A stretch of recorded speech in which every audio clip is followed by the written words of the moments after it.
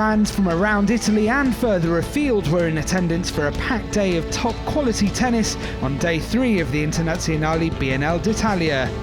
The 4 biggest names in the men's game were in action at the Foro Italico on Wednesday, starting with arguably the greatest of all time. Roger Federer's arrival in Rome was shrouded with mystery, having pulled out of Madrid with a continuation of a back injury. All eyes would be on the Swiss maestro's movement, and any fears were quickly allayed as Federer put teenager Sasha Zverev through his paces.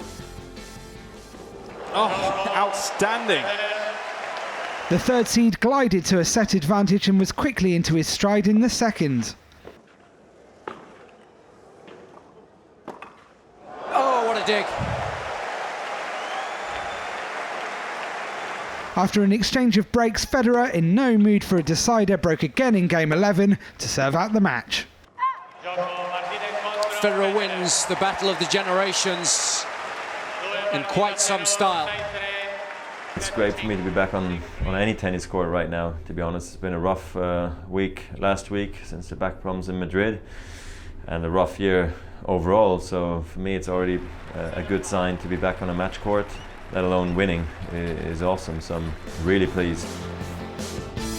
Defending champion and world number 1 Novak Djokovic was up next on Campo Centrale as the all-star order of play continued. He took on French veteran and qualifier Stéphane Robert. The Serb, not having it all his own way, needed to bide his time for an opening in set 1. Taking a page out of Robert's book there, Adam. The top seed, set to the good, then failed to push on, and the world number 103 gave Djokovic something to think about. But the world number 1 remained focused to draw level in the set before striving to pull ahead. Oh, delicious angle. The win came soon after, the champion more than tested. Relief for Novak Djokovic. It was never meant to be that tough. Andy Murray's first match without the guidance of Amelie Mauresmo would see the Scot face Kazakhstan's Mikhail Kukushkin on grandstand court. The world number 87 had come through qualifying and taken out young talent Borna Coric in round 1, but Murray was providing an altogether different prospect. A set to the good, the second seed was showing no signs of a Madrid hangover.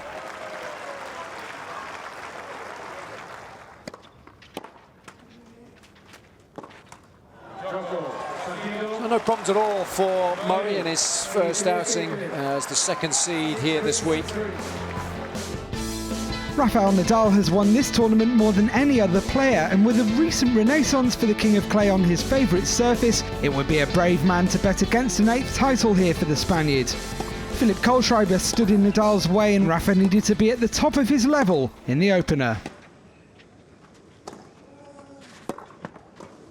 I think he's been pinging his backhands all season long. Yes, I'd like to see more of that from him. After capturing the first set, the 5th seed's movement and point construction continued to reap dividends well into the second. Oh, yes! A further break apiece meant Nadal remained in the driving seat but was still determined to get this finished without the need to serve out. Kohlschreiber will be disappointed with the final game, that he was beaten by Nadal, who played some really good tennis this evening. Richard Gasquet made it past home favourite Andreas Seppi out on Pietrangeli court. The French 11th seed yet to drop a set after the opening 2 rounds. Nick Kyrgios knocked out 10th seed Milos Raonic to set up a mouth-watering third round match with Rafael Nadal, the Aussie youngster coming through in straight sets. David Ferrer won an all-Spanish affair late on grandstand court. The 9th seed was too strong for compatriot Guillermo Garcia Lopez, coming through in straight sets. Third round Thursday sees the remaining 16 players all take to court for a place in the quarter-finals. With so many big names in action, it promises to be an electric order of play.